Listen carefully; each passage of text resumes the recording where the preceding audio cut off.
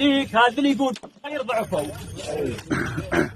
يقول حق السلف بالوادي ميعاني هو يبخذ عدنا وبالعرك واحد بالماوي يتونس من توزع لي. اللي يسمع كلام الراتبين يمس وبالملاقة أهل التربة تهله. يا عز الله